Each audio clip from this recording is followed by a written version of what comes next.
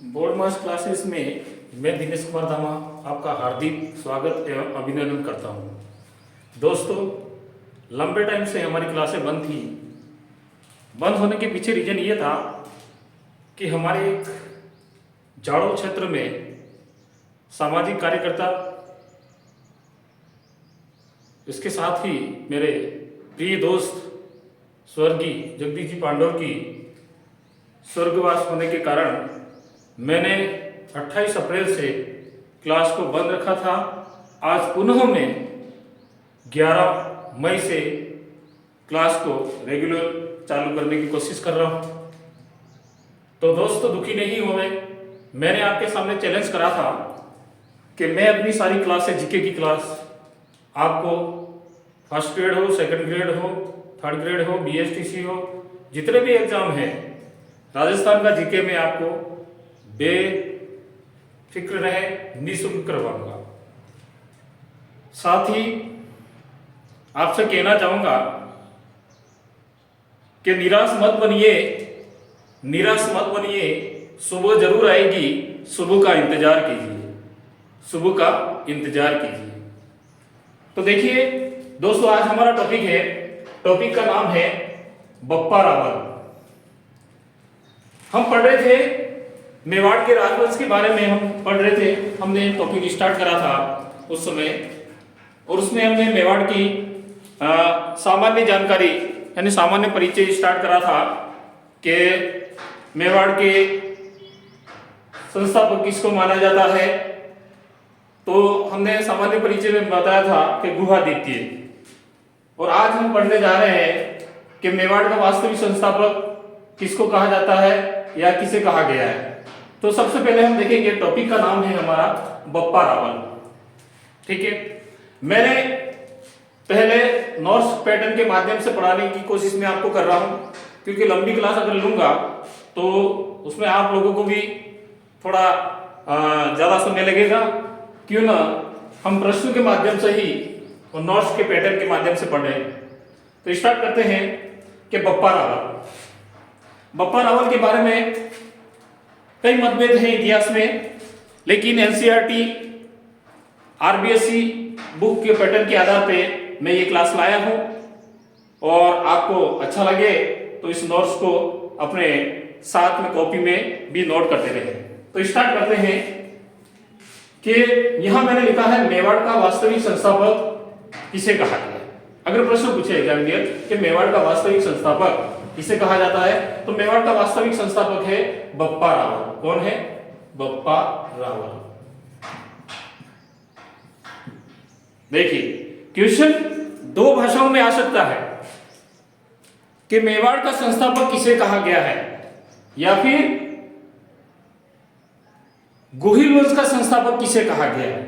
अगर प्रश्न आए कि गुहिल वंश का संस्थापक किसे कहा गया है तो गुहादित्य को, और प्रश्न पूछे कि मेवाड़ का वास्तविक संस्थापक किसे कहा गया है तो बप्पा रावल को। ठीक है, नेक्स्ट देखते हैं। मेवाड़ का प्रथम प्रतापी शासक किसको माना गया है, तो मेवाड़ का प्रथम प्रतापी शासक यानी प्रथम प्रतापी शासक माना गया है बप्पा रावल को। किसको? बप्पा रावल को। नेक्स्ट देखिए कि बप्पा रावल का अन्य नाम क्या था। इतिहास में हमें बप्पा रावल के अन्य क्या नाम मिलते हैं विद्वानों के अनुसार या इतिहासकारों के अनुसार। तो इतिहासकारों के अनुसार बप्पा रावल का एक अन्य नाम मिलता है जो आप लोग कई गाइड में पढ़ चुके हैं, अनभिज्ञ नहीं है। तो बप्पा रावल का अन्य नाम है कालभोज। क्या नाम है? कालभोज। बप्पा रावल को इतिहास में कालभोज के नाम से भी जाना गया है। नेक्स्ट देखते हैं कि बप्पा रावल के गुरु यानी बप्पा रावल के गुरु कौन थे। तो बप्पा रावल के गुरु थे हारित ऋषि। कौन थे? हारित ऋषि। देखिए, ये बप्पा रावल के गुरु हारित ऋषि, इन्हीं हारित ऋषि की सानिध्य में बप्पा रावल नागदा के जंगलों में गाय चराया करते थे। किनकी गाय चराया करते थे? हारित ऋषि की गाय चराया करते थे। कहां पर? नागदा के जंगलों में। और इन हारित ऋषि की सानिध्य में रहकर ही बप्पा रावल आगे जाकर बहुत बड़े शासक बनते हैं। जिस प्रकार कौटिल्य ने चंद्रगुप्त को तैयार किया था, वैसे ही मेवाड़ में हारित ऋषि की सानिध्य में हारित ऋषि के शिक्षा के तहत बप्पा रावल को यहाँ पर शिक्षा दी थी। तो हारित ऋषि के परिवेश में बप्पा रावल यहाँ के शासक बनते हैं। नेक्स्ट है, बप्पा रावल ने किस मौर्य शासक को हराकर चित्तौड़ को जीता था? देखिए, हारित ऋषि की सानिध्य में रहकर बप्पा रावल ने एक सेना संगठित करी और एक सेना संगठित करने के बाद में सबसे पहले बप्पा रावल ने चित्तौड़ के मौर्य शासक को हराया था। वो मौर्य शासक कौन था? तो वो मौर्य शासक था मान मौर्य। कौन था? मान मौर्य। यह सत्र भी पूछ सकता है एग्जामिनर कि बप्पा रावल ने जब चित्तौड़ पर आक्रमण करा, उस समय वहां का शासक कौन था? तो मान मौर्य। और आक्रमण कब करा था? तो आक्रमण करा था 732 ईस्वी में। 732 ईस्वी में। नेक्स्ट देखिए, बप्पा रावल ने मौर्य शासक मान मौर्य को हराकर सर्वप्रथम मेवाड़ की पहली राजधानी कौन सी बनाई? तो सर्वप्रथम मेवाड़ की पहली राजधानी बनाई थी बप्पा रावल ने नागदा को। किसको बनाई थी? नागदा को। और नागदा को राजधानी भी कब बनाई? 734 ईस्वी में। कब? 734 ईस्वी में। नेक्स्ट देखिए, अगला हेडिंग लिखा है कि मेवाड़ में सर्वप्रथम सोने के सिक्के किसने चलाए जिस पर सूर्य का चित्र अंकित था? प्रश्न आ सकता है कि मेवाड़ में सर्वप्रथम सोने के सिक्के किसने चलाए जिस पर सूर्य का चित्र अंकित था?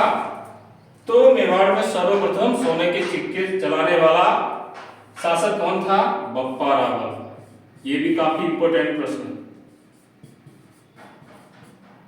इसको आपको इंपॉर्टेंट कर देना क्योंकि एग्जाम में आ सकता है। और इन्होंने ये सोने का सिक्का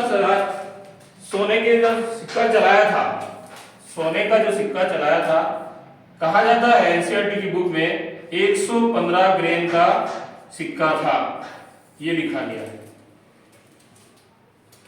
और उस सोने के सिक्के पर किसका चित्र अंकित था? सूर्य का चित्र अंकित था।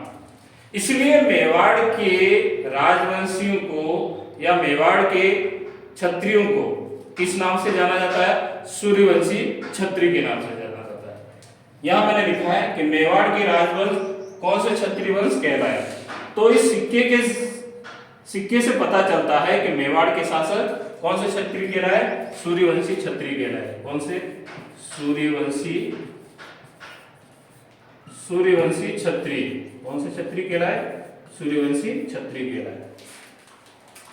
देखिए नेक्स्ट, आगे मैंने लिखा है कि उदयपुर में कैलाशपुरी में, ये भी कह सकते हैं, या फिर मेवाड़ में एकलिंगजी मंदिर का निर्माण कब हुआ, वो किसने करवाया? तो एकलिंगजी मंदिर का निर्माण करने वाले व्यक्ति थे बप्पा रावल। कौन थे? बप्पा रावल। और एकलिंगजी मंदिर का निर्माण कब से कब तक चला? तो 734 से लगाकर 738 ईस्वी के बीच में इस मंदिर का कार्य पूर्ण हुआ। तो ये जो मैंने लिखा है, इस नोट पैटर्न को आप या तो स्क्रीनशॉट लेना चाहे तो ले सकते हैं, फिर आगे की हम क्लास देखते हैं।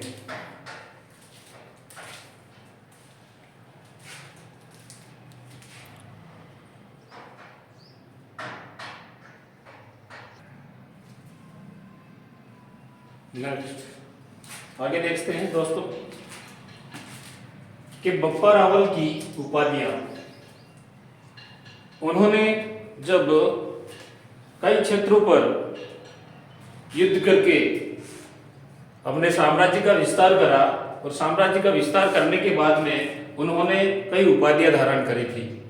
इन उपाधियों के बारे में भी कई कई प्रश्न पूछा जाता है कंपटीशन एग्जाम में कि बप्पा रावल की उपाधि क्या थी। 3 अन्य उपाधि दे देगा और एक उनकी उपाधि का नाम दे देगा, उसमें से आपको चयन करना होगा। तो बप्पा रावल की उपाधि इस प्रकार से थी, 3 उपाधियां थी उनके। इतिहास में जानकारी मिलती है हमें एनसीईआरटी और आरपीएससी की बुक में। एक उपाधि का नाम है, बप्पा रावल को चकवे के नाम से भी जाना जाता था। दूसरा है, उनकी दूसरी उपाधि है हिंदू सूर्य, और तीसरी उपाधि है उनकी राजगुरु। इसमें से सर्वश्रेष्ठ यानी इंपॉर्टेंट माना जाता है ये पहली जो उपाधि है, काफी इंपॉर्टेंट है, एग्जाम में आ सकती है दोस्तों।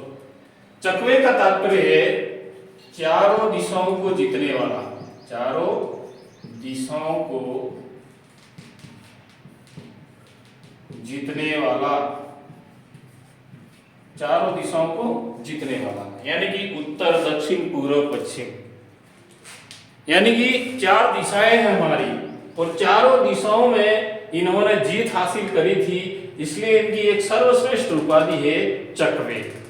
तो कहीं एग्जाम में प्रश्न कर देवे कि राजस्थान में या मेवाड़ के किस शासक को, मेवाड़ के किस शासक को चकवे के नाम से जाना जाता है, तो किसको जाना जाता है? बप्पा रावल को। और चकवे का तात्पर्य क्या है? चारों दिशाओं को जीतने वाला। उसके बाद में आगे देखते हैं हम कि एक इतिहासकार है जिनका नाम है, इतिहासकार का नाम है सीवी वैद्य। सीवी वैद्य ने बप्पा रावल को किस नाम से संबोधित किया था? तो सीवी वैद्य ने बप्पा रावल को एक नाम से संबोधित किया था, वो नाम कभी कभी एग्जाम में पूछा जाता है। तो सीवी वैद्य ने बप्पा रावल को एक नाम दिया था चार्ल्स मार्टेल। क्या नाम दिया था? Charles Martel. चार्ल्स मार्टेल, ध्यान दीजिएगा, चार्ल्स मार्टेल। प्रश्न आ सकता है कि मेवाड़ के किस शासक को, मेवाड़ के किस शासक को सीवी वैद्य ने चार्ल्स मार्टेल कहा या चार्ल्स मार्टेल के नाम से संबोधित किया? तो किस शासक को? बप्पा रावल को। चार्ल्स मार्टेल क्यों कहा गया भाई इसको? तो इसके पीछे रीजन है कि चार्ल्स मार्टेल जो व्यक्ति है, चार्ल्स मार्टेल जो व्यक्ति है, ये जो एक फ्रांसीसी सेनापति है। कौन है? फ्रांसीसी सेनापति। और ये फ्रांसीसी सेनापति फ्रांस में सबसे पहले मुगलों को हराने वाला, मुगलों को हराने वाला व्यक्ति कह सकते हैं या सेनापति। उसी तरह मेवाड़ में सर्वप्रथम अरब आक्रमणकारियों को या मुस्लिम आक्रमणकारियों को सबसे पहले खदेड़ने वाला व्यक्ति कौन था? तो बप्पा रावल था। इसीलिए बप्पा रावल को सीवी वैद्य ने चार्ल्स मार्टेल की उपाधि दी है। नेक्स्ट, एक इतिहासकार है हमारे जिनका नाम है श्यामल दास, और श्यामल दास ने एक ग्रंथ लिखा था, उस ग्रंथ का नाम है वीर विनोद। श्यामल दास के वीर विनोद ग्रंथ के अनुसार कि बप्पा रावल का वास्तविक नाम क्या था? एग्जाम में अगर प्रश्न पूछ देवे कि श्यामल दास के ग्रंथ वीर विनोद के अनुसार बप्पा रावल का वास्तविक नाम क्या है, तो इनका वास्तविक नाम था कालभोज। किसके अनुसार? प्रश्न की भाषा को समझिएगा। किसके अनुसार? श्यामल दास के वीर विनोद ग्रंथ के अनुसार। वीर विनोद ग्रंथ के अनुसार बप्पा रावल का वास्तविक नाम क्या था? कालभोज। श्यामल दास के अनुसार या श्यामल दास के वीर विनोद ग्रंथ के अनुसार बप्पा रावल की उपाधि क्या थी? उनकी उपाधि क्या थी? तो यहां पर भी देखिएगा कि उनकी उपाधि मानी गई है बप्पा। क्या उपाधि गई नाम दी गई है? बप्पा। श्यामल दास ने वीर विनोद के अनुसार वास्तविक नाम तो क्या बताया? कालभोज। और बप्पा रावल की उपाधि क्या बताई गई है? सिर्फ बप्पा। बप्पा यानी कि हमारे मेवाड़ क्षेत्र में हमारे दादा परदादा के समय में भी कहा जाता था कि बाबूजी, यानी बड़े व्यक्ति को क्या कहा जाता था, बाबूजी या बापू, है ना। इस तरह से ये नाम पड़ा है बप्पा। बप्पा के सैन्य ठिकाने के कारण, यानी बप्पा रावल के सैन्य ठिकाने के कारण पाकिस्तान का एक शहर है जिसका नाम पड़ा है। क्या नाम है देखना कि बप्पा के सैन्य ठिकाने के कारण पाकिस्तान शहर का नाम, कौन सा शहर, रावलपिंडी। कौन सा, रावलपिंडी। बप्पा रावल के सैन्य ठिकाने के कारण पाकिस्तान शहर का नाम क्या है, रावलपिंडी। सैन्य ठिकाने के कारण, बप्पा रावल के सैन्य ठिकाने के कारण पाकिस्तान शहर रावलपिंडी का नाम पड़ा। क्या नाम पड़ा, रावलपिंडी नाम पड़ा। आगे और देखते हैं दोस्तों। यहां तक अगर आपको समझ में आ गया हो आप स्क्रीनशॉट ले सकते हैं या नोट्स बना सकते हैं। आगे और देखते हैं।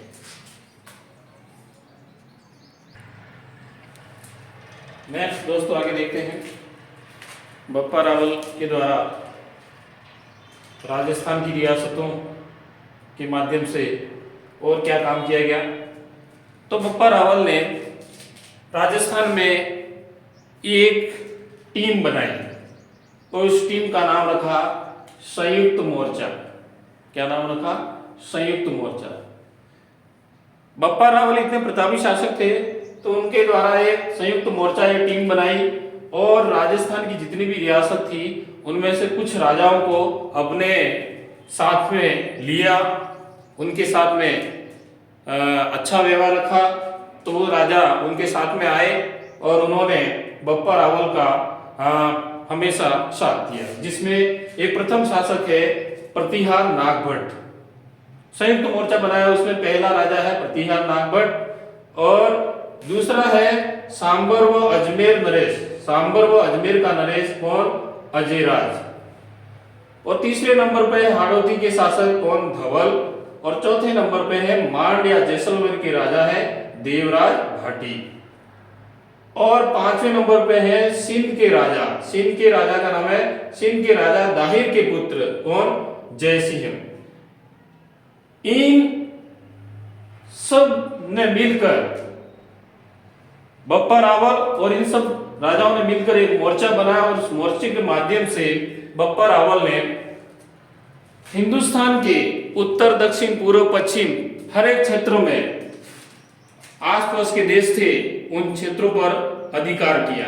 और सबसे पहले इस संयुक्त मोर्चे के द्वारा बप्पा रावल ने इन सब सारे राजाओं को एक साथ में लिया और सबसे पहले बप्पा रावल ने किस पर आक्रमण करा, सिंध के नायब। सिंध के नायब कौन है, तामीम। ये नाम आ सकता है, सिंध के नायब कौन, तामीम। यहां पर सबसे पहले उन्होंने इस पर आक्रमण किया और इसको हराया, ठीक, और इसके क्षेत्र को अपने अधीन कर दिया।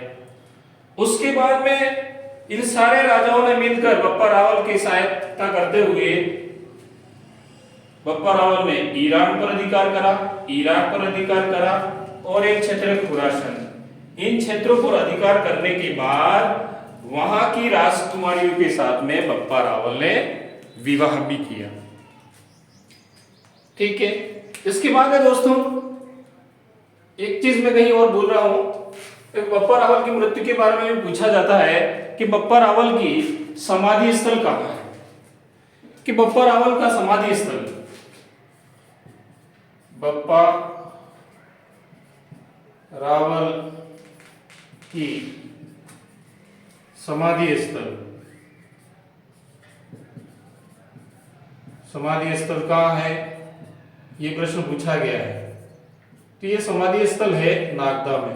कहां है, नागदा। और नागदा कहां है आप जानते हैं, वैसे उदयपुर में। तो ये तो थी दोस्तों बप्पा रावल के बारे में जानकारी, जो इतिहास में मुझे जितनी भी मिली मैंने कलेक्ट करी आरबीएससी एनसीईआरटी की बुक के माध्यम से, जो आपको सारगर्भित नोट्स मैंने आपके सामने प्रस्तुत करा है। आपको अच्छा लगे तो बेशक तो मेरे नोट्स को आप बनाइए और पढ़िए। और मुझे नहीं लगता कि ये बप्पा रावल के बारे में इसके अलावा और कोई चीज बाकी रह गई हो। हाँ, मानव पूर्ववंश कहीं कोई चीज कहीं बाकी रह गई हो तो कभी याद आ जाएगा उस समय और कुछ लिखवा दूंगा बप्पा रावल जी के बारे में। धन्यवाद।